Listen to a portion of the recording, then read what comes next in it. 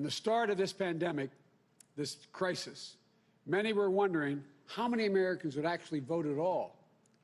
But those fears proved to be unfounded. We saw something very few predicted, even thought possible. The biggest voter turnout in the history of the United States of America. A number so big that this election now ranks as the clearest demonstration of the true will of the American people. One of the most amazing demonstrations of civic duty we've ever seen in our country. It should be celebrated, not attacked. More than 81 million of those votes were cast for me and Vice President-elect Harris. That, too, is a record.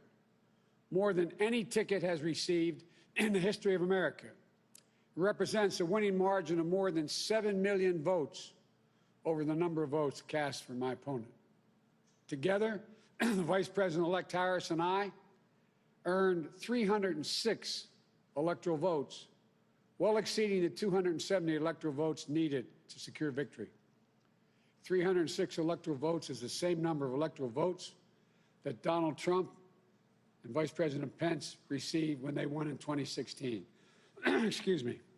At the time, President Trump called the Electoral College tally a landslide. By his own standards, these numbers represented a clear victory then, and I respectfully suggest they do so now. If anyone didn't know before, they know now.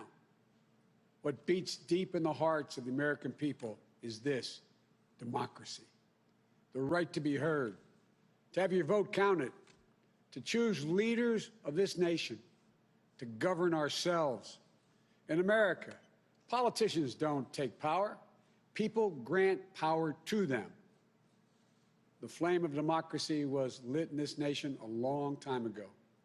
And we now know nothing, not even a pandemic or an abuse of power, can extinguish that flame. And as the people kept it aflame, so too did courageous state and local officials and election workers.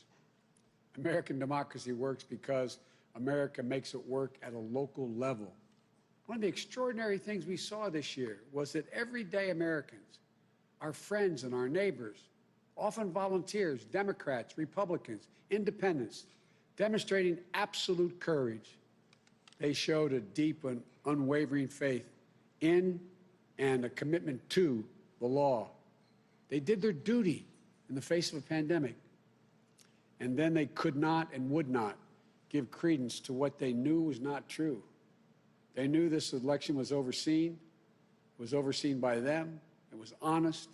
It was free. And it was fair.